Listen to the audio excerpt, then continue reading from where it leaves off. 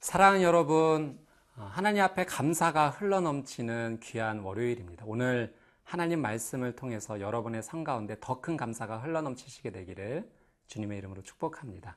오늘 저희가 함께 나눌 말씀의 제목은 돌아보니 모든 것이 하나님의 은혜입니다.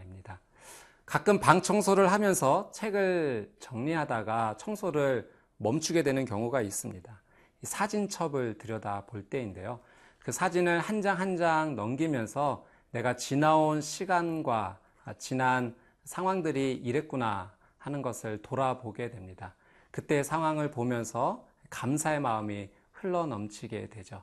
오늘 내가 여기까지 살아온 것 그냥 흘러온 것이 아닙니다. 하나님께서 붙잡아 주셨고 함께 해 주셨기 때문입니다.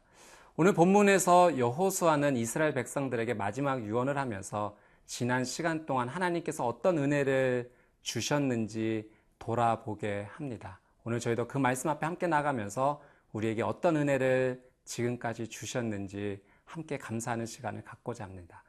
기대함을 갖고 말씀 앞으로 함께 나가겠습니다.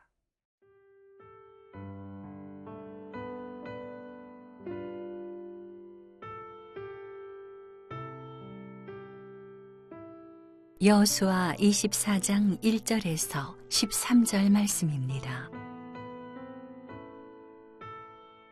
여호수아가 이스라엘 모든 지파를 세겜에 모으고 이스라엘 장로들과 그들의 수령들과 재판장들과 관리들을 부르매 그들이 하나님 앞에 나와 선지라.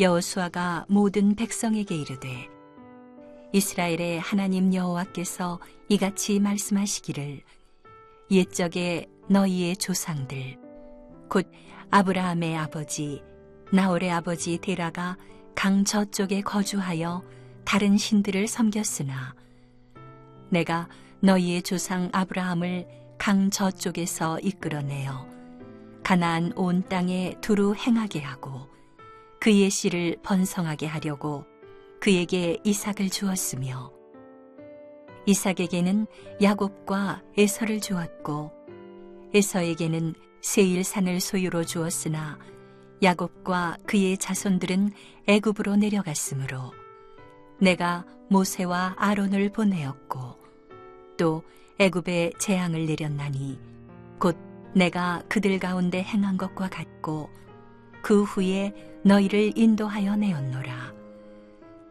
내가 너희의 조상들을 애굽에서 인도하여 내어 바다에 이르게 한즉 애굽 사람들이 병거와 마병을 거느리고 너희의 조상들을 홍해까지 쫓아오므로 너희의 조상들이 나 여호와께 부르짖기로 내가 너희와 애굽 사람들 사이에 흑암을 두고 바다를 이끌어 그들을 덮었나니 내가 애굽에서 행한 일을 너희의 눈이 보았으며 또 너희가 많은 날을 광야에서 거주하였느니라.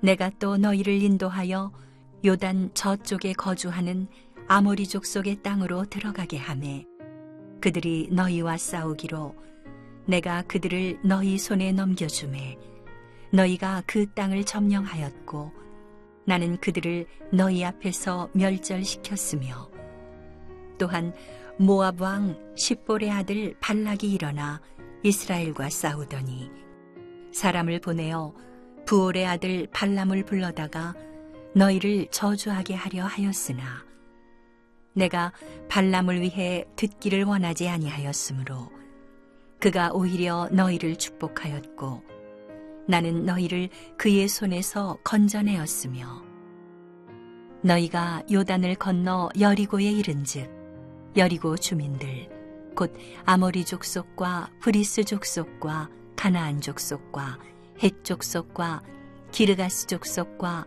히위 족속과 여부스 족속이 너희와 싸우기로 내가 그들을 너희의 손에 넘겨주었으며 내가 왕보를 너희 앞에 보내어 그 아모리 족속의 두 왕을 너희 앞에서 쫓아내게 하였나니 너희의 칼이나 너희의 활로써 이같이 한 것이 아니며 내가 또 너희가 수고하지 아니한 땅과 너희가 건설하지 아니한 성읍들을 너희에게 주었더니 너희가 그 가운데에 거주하며 너희는 또 너희가 심지 아니한 포도원과 감람원의 열매를 먹는다 하셨느니라.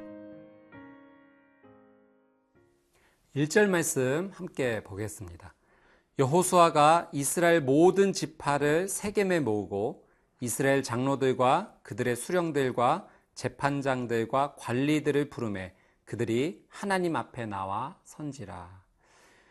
죽음이 임박한 여호수아의 가장 큰 관심은 자신의 죽음 이후에도 이스라엘 백성이 계속하여 하나님의 은혜와 축복을 누리는 삶이었습니다. 부모의 마음으로, 정말 사랑하는 마음으로 이스라엘 백성들을 바라본 것입니다. 여호수아는 그 은혜와 축복의 비결을 너무나도 잘 알고 있었기에 절대로 침묵할 수 없었던 것입니다. 그래서 두 번째로 백성의 지도자들을 불러 모아놓고 사랑의 유언을 남기고 있는 것이죠. 특별히 그들을 세겜에 불러 모았다라고 성경이 기록하고 있습니다. 여러분, 세겜은 어떤 곳입니까? 이 아브라함이 첫 번째로 하나님께 제단을 쌓았던 그 장소가 바로 세겜 땅입니다. 또 이스라엘 백성이 가나안 땅에 들어와서 아이성 전투 승리 이후에 이 그리심산과 에발산 사이에 있었던 이 세겜에서 하나님의 축복과 저주의 말씀을 낭독했던 곳이기도 하죠. 지리적 장소 자체가 중요한 것은 아니지만 그렇다고 아주 무시할 수는 없습니다.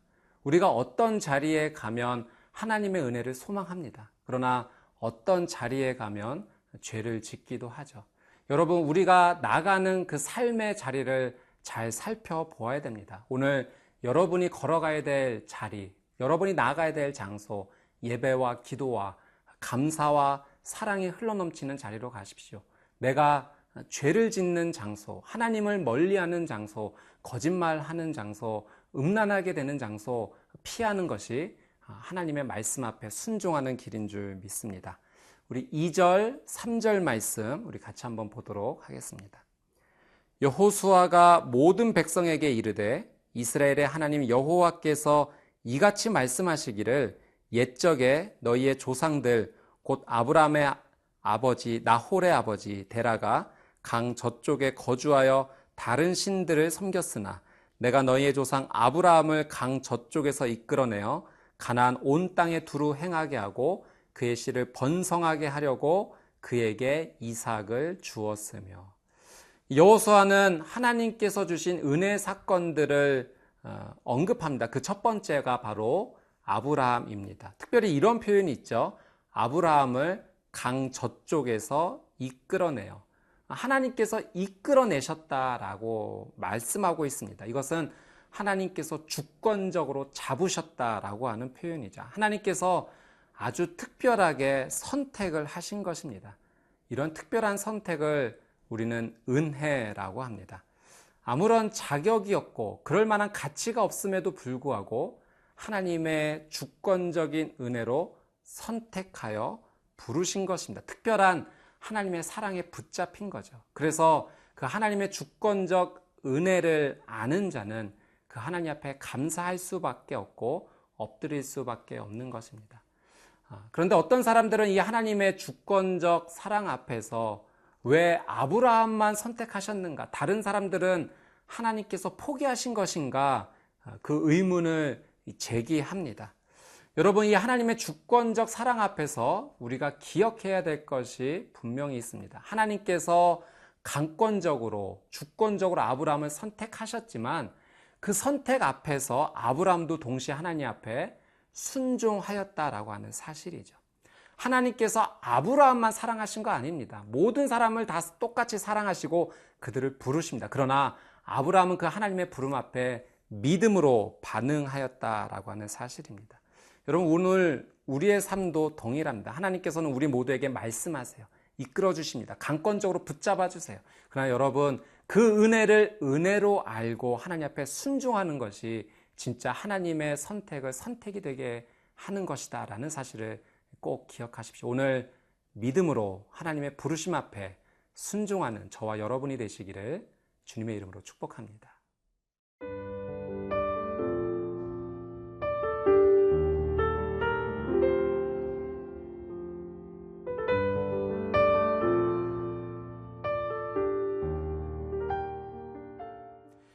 어, 4절에서 7절까지의 말씀을 보면 이스라엘 백성이 하나님의 놀라운 은혜로 애굽에서 또 홍해바다를 거쳐 광야까지 나온 이야기가 기록이 되어 있습니다. 여러분, 하나님께서는 애굽에서 10가지 재앙을 통해 이스라엘 백성을 구원하셨습니다. 또 홍해바다에서는 그 바다가 갈라지는 기적을 통해 생명을 구원해 주셨죠. 광야에서는 아무것도 없는 그 척박한 땅에서 불기둥, 구름기둥으로 인도해 주셨고 만나와 메추라기로 먹여 주셨습니다. 여러분, 앞서 언급된 이 장소들이 애굽, 홍해바다, 광야, 눈에 보기에는 그렇게 축복된 장소는 아닙니다. 애굽은 노예의 자리였고 홍해바다와 광야는 위기와 척박한 자리였습니다. 왜 하나님께서는 이스라엘 백성을 바로 가나안 땅에 보내시지 아니하시고 왜 이러한 과정들을 꼭 거치게 하셨는가, 통과하게 하셨는가, 우리는 질문을 하게 됩니다. 여러분, 이 질문 앞에서 우리가 묵상하게 되는 중요한 한 가지가 있습니다. 그것은 환경보다 중요한 것, 그것이 하나님과 지금 내가 함께 하고 있는가, 이 질문을 해야 된다라고 하는 사실이죠. 아무리 축복의 땅이라 할지라도 그 자리에 하나님 계시지 않는다면 결코 그 자리를 축복의 땅이라 말할 수 없습니다. 반대로 아무리 척박한 땅이라 할지라도 그 자리에 하나님이 함께 하신다면 오히려 그 자리는 저주의 자리가 아닌 축복의 자리가 될 수 있다라고 하는 사실이죠. 세상은 상황과 조건을 따지려고 합니다. 상황과 조건 앞에 행복이 오기 때문에 그렇습니다. 그러나 성경은 하나님께서는 상황과 조건이 아니라 하나님 한 분만으로 기뻐할 수 있는가 우리에게 말씀하고 계십니다. 여러분, 상황과 조건을 뛰어넘는 것, 하나님을 붙잡는 것이죠. 오늘 여러분의 귀한 하루, 이 삶이 상황이 어떠하든 조건이 어떠하든 하나님을 붙잡는 하루가 되시기를 주님의 이름으로 축복합니다. 오늘 여러분의 자리가 애굽의 자리이든 홍해바다 앞에 있던 광야의 자리에 있든 그 하나님을 온전히 바라볼 수 있다면 그것은 은혜의 기회가 될 것이고 여러분 앞에 새로운 생명의 기회가 될 줄 믿습니다. 우리 8절 말씀 또 12절 말씀 이 두 절을 같이 한번 보도록 하겠습니다. 내가 또 너희를 인도하여 요단 저쪽에 거주하는 아모리 족속의 땅으로 들어가게 하매 그들이 너희와 싸우기로 내가 그들을 너희 손에 넘겨주매 너희가 그 땅을 점령하였고 나는 그들을 너희 앞에서 멸절시켰으며 내가 왕벌을 너희 앞에 보내어 그 아모리 족속의 두 왕을 너희 앞에서 쫓아내게 하였나니 너희의 칼이나 너희의 활로서 이같이 한 것이 아니며. 여러분, 8절과 12절 말씀에서 이 가나안 땅에서 가나안 족속을 이긴 사실이 언급되고 있습니다. 특별히 12절에 아모리 족속의 두 왕이 나옵니다. 바로 시혼과 옥 왕입니다. 아주 가나안 땅에서 강력한 세력이었습니다. 그러나 이스라엘 백성들은 이들을 이겼죠. 그 이유가 바로 12절에 기록이 되어 있는데 아주 독특한 표현이 있습니다. 하나님께서 왕벌을 보내주셨다라는 표현이 기록이 되어 있습니다. 여러분, 이것은 정말로 하나님께서 왕벌을 보내주셔서 그 놀라운 기적과 같은 현상으로 이스라엘 백성을 이기게 하셨다라는 사실일 수도 있고 또 원어적으로 왕벌을 보내셨다라고 하는 의미에는 그들에게 괴로움을 주었다라는 의미가 담겨져 있습니다. 그러니까 이스라엘 백성이 칼과 활로 자기들의 능력으로 이긴 것이 아니라 하나님께서 함께해 주시고 은혜 주셔서 하나님으로 말미암아 승리하게 되었다라는 표현인 것입니다. 하나님께서 도와주시기에 승리가 은혜로 임한 것이죠. 여러분, 우리도 마찬가지입니다. 오늘 우리의 삶 가운데 영적인 상황, 사탄과의 싸움에서 우리는 어떻게 승리할 수 있는가? 내가 가진 능력, 내가 가진 칼, 내가 가진 활로 대적하여 승리할 수 없습니다.